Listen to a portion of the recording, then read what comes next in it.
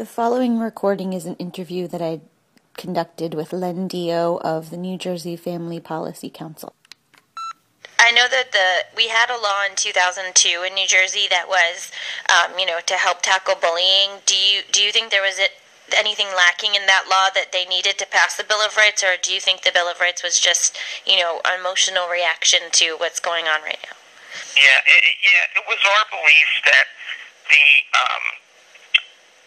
the most powerful homosexual lobby in the state of New Jersey, Garden State Equality, really leveraged what happened there and to introduce this legislation.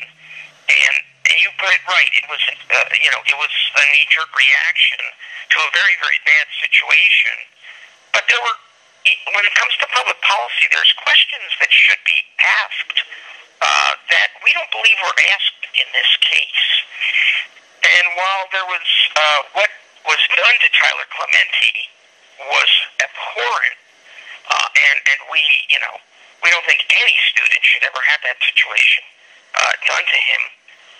We don't even know that Tyler Clementi was in fact gay, as he was claimed to be by some of the people that advocates for this particular bill.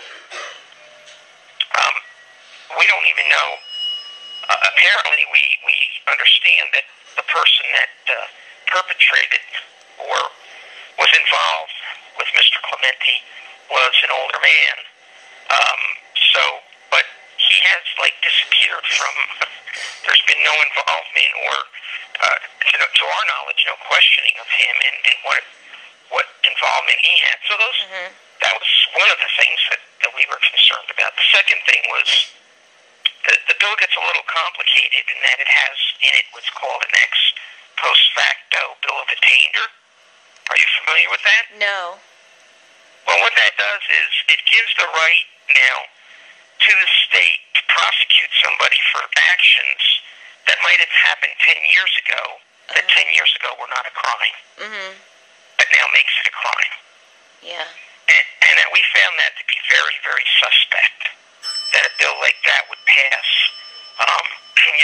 We understand if in public policy they want to change the law and make a particular action a criminal offense or a misdemeanor or whatever, usually it's effective with the date of legislation and then goes forward from there, Yeah.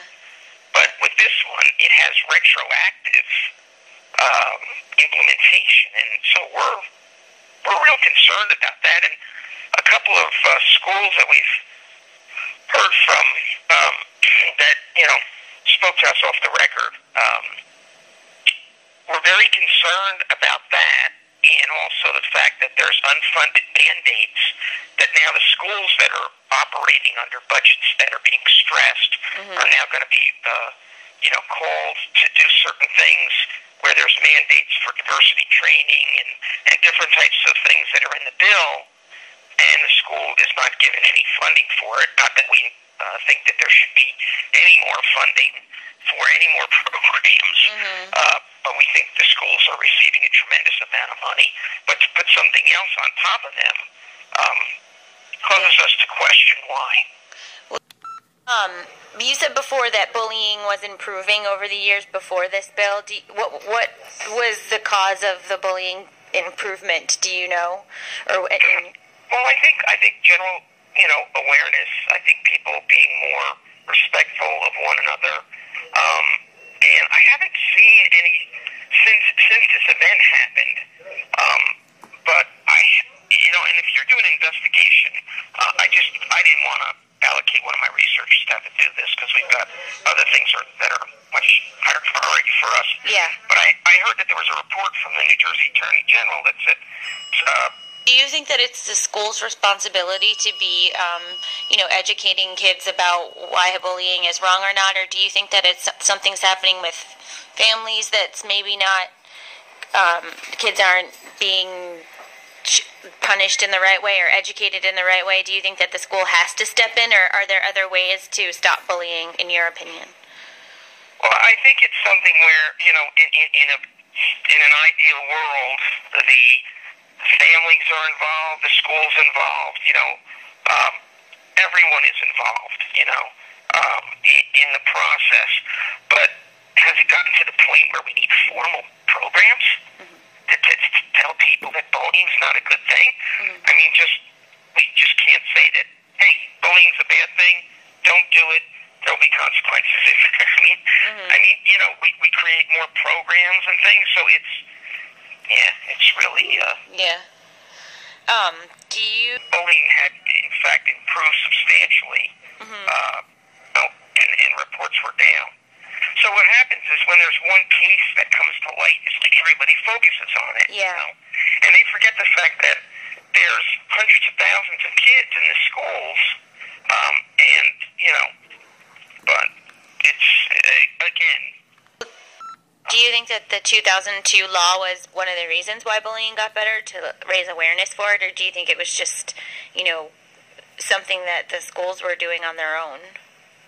Well, I think it may have contributed to the situation, and there may be individual schools on their own that, if in fact it's a problem, that they're handling it effectively. So the fact that, you tell me a little bit about how the New Jersey Family Policy Council feels about the state of bullying now in schools? About the state of bullying now? Yeah, we just had, like the Anti-Bullying Bill of Rights and what you think about that. Yeah, we believe that, bullying obviously is not a good thing, and that no one, no matter who they are, should be in that position where in their schools they do get bullied. In New Jersey,